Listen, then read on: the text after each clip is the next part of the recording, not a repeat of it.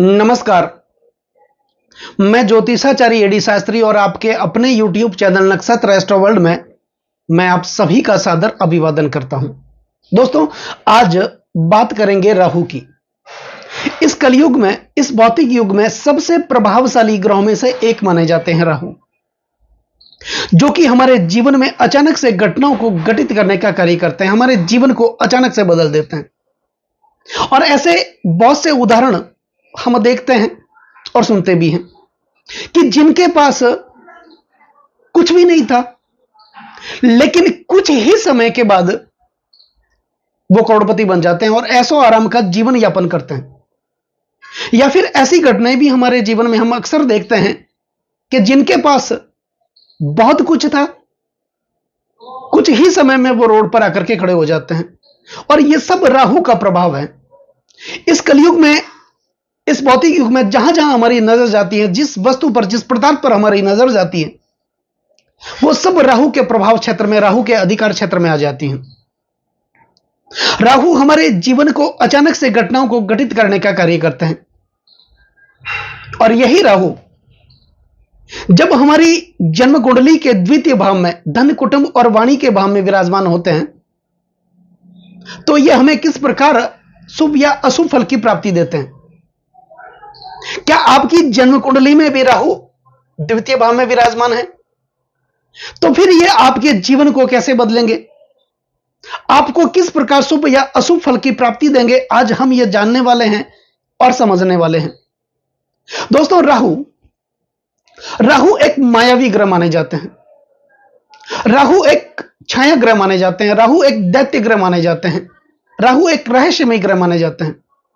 हमारे जीवन में अचानक से घटनाओं को घटित करने का कार्य राहु करते हैं, जो कि हमारे जीवन को सडनली बदल देते हैं।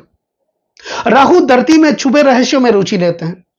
राहु की रुचि इंद्रियों की तुष्टि में है, क्योंकि राहु सुख लोभी है। राहु को सुख पसंद है। राहु को ऐसो आराम पसंद है। और इस दुनिया में ऐसो आराम, सुख और वैभव की कामना कौन नहीं करता? सबको यह पसंद है। और यह सब राहु के अधिकार क्षेत्र में आ जाती है। राहु एक मायावी ग्रह माने जाते हैं। उसका माया का प्रभाव हमेशा समय समय पर देखने को मिलता है। लेकिन अगर इसके विपरीत बात करें केतु की, तो केतु वैराग्य के ग्रह माने जाते हैं। केतु मोक्ष के ग्रह माने जाते हैं। केतु एक सन्यासी हैं, जो देने में विश्वास करते हैं, लेने में कभी विश्वास नहीं करते हैं। हम सबको पता है, इस दुनिया में गृहस्थ जीवन जीने वाले लोगों का जो तबका है वो बहुत बड़ा है। और उस गृहस्थ जीवन पर यदि केतु जैसे ग्रहों की छाया पड़ जाए तो फिर क्या होगा? मुश्किलें, तकलीफें, पीड़ाएं, बाधाएं, समस्याएं। क्योंकि केतु संसार के सुख को हरने वाले ग्रह माने जाते हैं, संसार के आकर्षण को खत्म करने वाले ग्रह माने जाते हैं। और हमारे जीवन में पलायनवादी प्रवृत्ति पैदा करते हैं केतु। राहु और केतु ये हमेशा समसप्तक रहते हैं, आमने सामने रहते हैं। और ये हमेशा अपनी वक्र चाल ही चलते हैं। इसलिए इनके बारे में अक्सर कहा जाता है कि राहु अगर हमारे घर का मेन दरवाजा है तो केतु पीछे का दरवाजा। राहु अगर आगमन है तो केतु एक प्रस्थान है।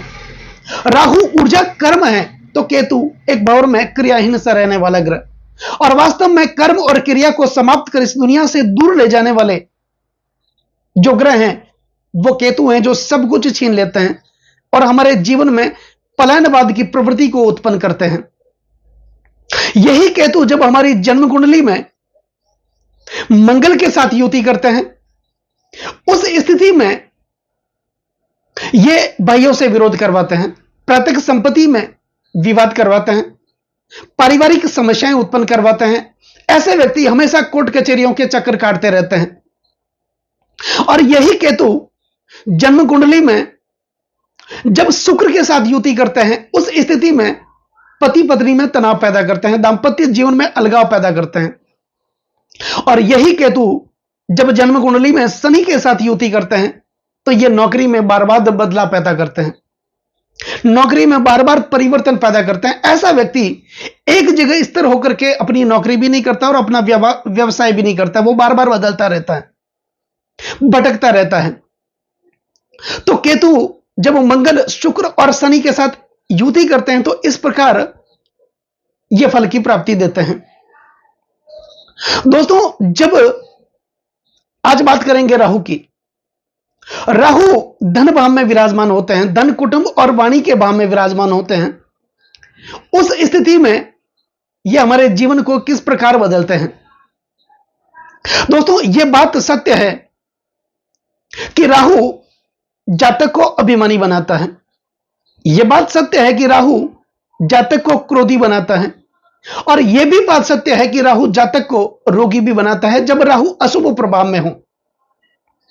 सर्वार्थ चिंतामणि ज्योतिष शास्त्र के अनुसार ऋषि पाराशर कहता है कि राहु अगर जन्म कुंडली के द्वितीय भाव धन कुटुंब और वाणी के भाव में विराजमान होते हैं और धन भाव के स्वामी शुभ ग्रहों से दृष्ट होते हैं, उस स्थिति में जातक के जीवन में राहु अपार धन संपत्ति का मालिक बना देता है। उसके जीवन में वैभव की प्राप्ति कर देते हैं। गाड़ी, मोटर, बंगले, नौकर चाकर, यह सब कुछ जीवन में आ जाता है, क्योंकि उस स्थिति में राहु बली होंगे। अब राहु बली कैसे माने जाते हैं? राहु जिस भाव में विराजमान होते हैं, किसी भी भाव में विराजमान हो सकते हैं, और उस भाव का स्वामी अगर शुभ ग्रहों से दृष्ट हो, उच्चस्थ हो, मित्र छत्री हो, अपने वर्गोत्तम में बली हो, उस स्थिति में राहु बली माने जाते हैं। और राहु जब बली बनकर के किसी भी भाव में विराजमान होते हैं, उस भाव के शुभ फल को बढ़ाते हैं। तो राहु जब धन भाव में विराजमान होते हैं और धन भाव के स्वामी जब शुभ ग्रहों की दृष्टि में होते हैं, उस स्थिति में जातक अपार धन संपत्ति का मालिक भी होता है। क्योंकि राहु धन भाव में विराजमान होंगे, धन भाव धन कुटुंब और वाणी का भाव भी माना जाता है, द्वितीय भाव धन कुटुंब और वाणी का भाव माना जाता है। ऐसे व्यक्ति के जीवन में अपार धन संपत्ति तो आती भी है, लेकिन उस स्थिति में राहु व्यक्ति को कुटुंब प्रेमी बना देता है, व्यक्ति को परिवार का प्रेमी बना देता है। और ऐसा व्यक्ति कभी भी अपने परिवार को बिखरने नहीं देता, अपने परिवार को तोड़ने नहीं देता।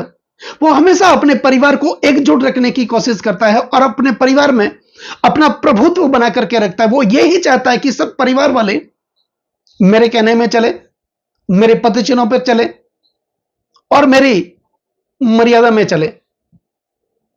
लेकिन उस स्थिति में राहु जब अशुभ प्रभाव में होते हैं, निर्बल होते हैं, दुर्बल होते हैं। राहु दुर्बल कब होते हैं?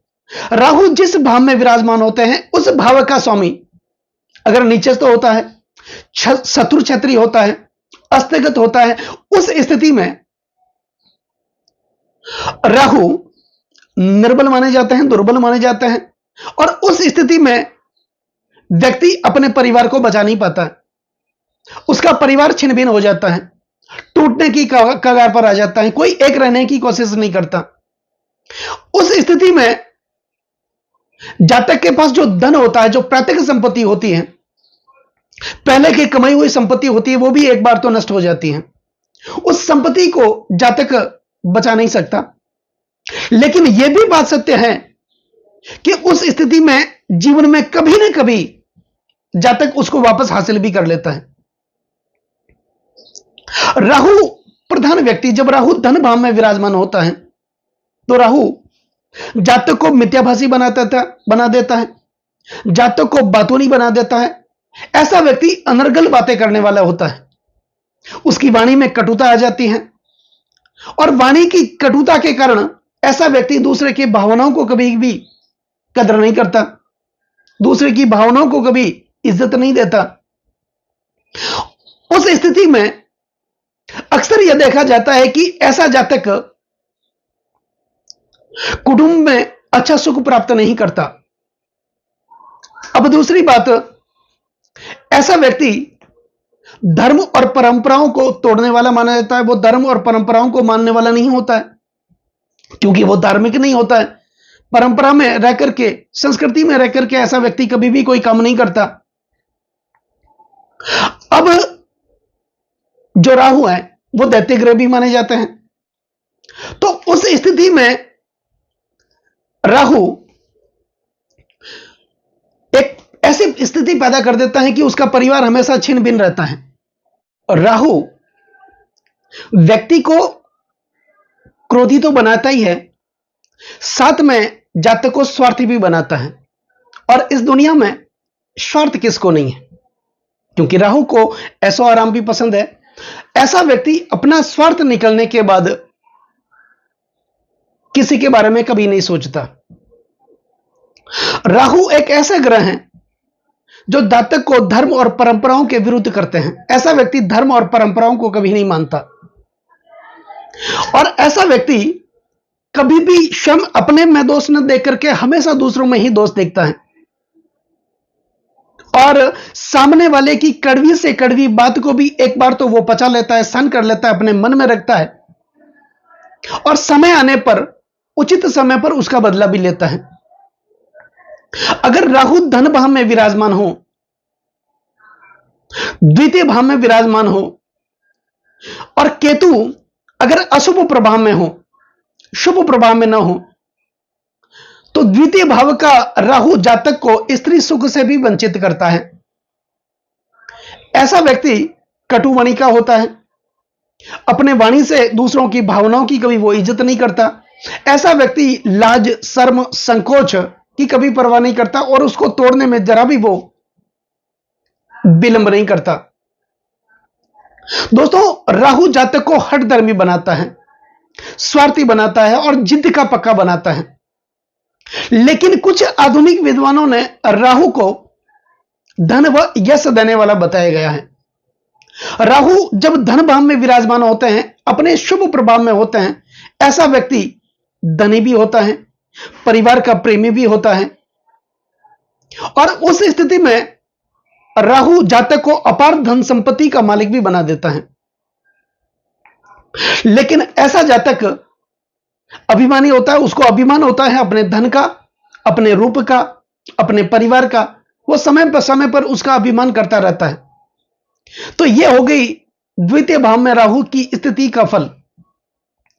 जब राहु धन भाव में विराजमान होते हैं, उस स्थिति में जातक को किस प्रकार का यह फल जीवन में देते हैं, अशुभ होने पर किस प्रकार का फल देते हैं, शुभ होने पर यह किस प्रकार का फल देते हैं। तो क्या आपकी जन्म कुंडली में राहु द्वितीय भाव में विराजमान है? और अगर आपकी जन्म कुंडली में राहु द्वितीय भाव में विराजमान है, तो यह आपके जीवन को किस प्रकार बदलेंगे, इसके लिए आपको अपनी जन्म कुंडली का अध्ययन विश्लेषण करवाना भी बहुत जरूरी है। राहु की दशा, अंतर्दशा, प्रत्यंतर दशा, यह भी जानना बहुत जरूरी होता है, क्योंकि जीवन को बदलने के लिए एक फैक्टर काम नहीं करता, बहुत से कारण बनते हैं। अब बात करते हैं राहु के उपायों की, राहु को प्रसन्न रखने की, और राहु के कृपा को प्राप्त करने की। दोस्तों, अक्सर हम देखते हैं कि हमारे घर का जो नैऋत्य कोण होता है वो राहु के प्रभाव में आ जाता है, क्योंकि उस कोण का स्वामी राहु ही माना जाता है। नैऋत्य का मतलब होता है नित्य होना, बार बार होना, हमेशा होना। और प्रेम तो नित्य चाहिए, हमेशा चाहिए, बार बार चाहिए। इसीलिए वास्तुशास्त्र के अनुसार पति पत्नी का जो शयन कक्ष होता है वो नैऋत्य कोण में भी होता है, और प्रेम तो हमेशा चाहिए।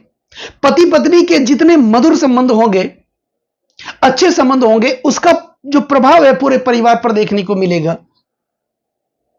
और यह नैऋत्य कोण में बनाया जाता है। नैऋत्य कोण का जो स्वामी होता है वो राहु को ही माना गया है। तो नैऋत्य कोण को जितना आप सोच बना करके रखेंगे, वहां पर अनैतिक गतिविधियां आप नहीं करेंगे, आपके जीवन में हमेशा खुशहाली बनी रहेगी, जीवन में समृद्धि हमेशा बनी रहेगी, पति पत्नी में प्रेम बने रहेगा, प्यार बना रहेगा, और उसका प्रभाव पूरे जीवन पर देखने को मिलेगा, पूरे परिवार पर देखने को मिलेगा। इसके अतिरिक्त राहु की कृपा को प्राप्त करने के लिए राहु के बीज मंत्रों का उच्चारण, राहु के पौराणिक मंत्रों का उच्चारण, राहु के तांत्रिक मंत्रों का उच्चारण भी करना बहुत जरूरी है। इसके अतिरिक्त एक जो उपाय है वो शनिवार के दिन आपको करना है। एक हरा नारियल, जो पानी वाला हम पानी पीते हैं, उस नारियल में छेद करके तांबे का एक खोटा सिक्का डाल करके संध्या काल के समय शनिवार के दिन अपने सर के ऊपर 11 बार घुमा करके बहते हुए जल में आप प्रवाहित कर दें। दूसरा एक अचूक उपाय है नाग गायत्री मंत्र। आपको पता है राहु सर्प का प्रतिनिधित्व करता है। जन्म कुंडली में जब कालसर्प योग बनता है वो राहु और केतु से ही बनता है, क्योंकि राहु सर्प का मुख है और केतु सर्प की पूंछ है। एक सर्प अपने मुख से लेकर पूंछ तक कुंडली मार करके समस्त ग्रहों की शक्तियों को खत्म कर देते हैं, जिसे कहते हैं कालसर्प योग। तो राहु सर्प का प्रतिनिधित्व करता है। तो नाग गायत्री मंत्र इसका उच्चारण आप नित्य करें। ओम नवकुलाय विषमहे विषदंताय धीमहि तनो सर्प प्रचोदयात, इस मंत्र का नियमित आप उच्चारण करते रहें। राहु की कृपा को आप हमेशा प्राप्त करते रहेंगे। और राहु की जब कृपा एक बार जीवन में प्राप्त हो गई, ऐसा व्यक्ति के जीवन में हमेशा अपार धन संपत्ति की प्राप्ति होती है और राहु जीवन में हमेशा सुख की प्राप्ति देते हैं। तो दोस्तों, कैसा लगा ये वीडियो? अगर ये वीडियो आपको अच्छा लगा हो, मेरा समझाना आपको सार्थक लगा हो, तो इस वीडियो को आप आगे से आगे शेयर जरूर करें। और यही शुभ मुहूर्त है बेल आइकन को दबाने का, ताकि मेरे आने वाले और भी नई नई वीडियो के नोटिफिकेशन सीधे आप तक पहुंचे। लाइक और कमेंट जरूर करें, क्योंकि आपका एक लाइक और एक कमेंट्स मेरे अंदर बहुत ज्यादा आत्मविश्वास भर देता है। और अगर आपने मेरे चैनल को सब्सक्राइब नहीं किया तो पहले आप चैनल को सब्सक्राइब कर लें। नमस्कार।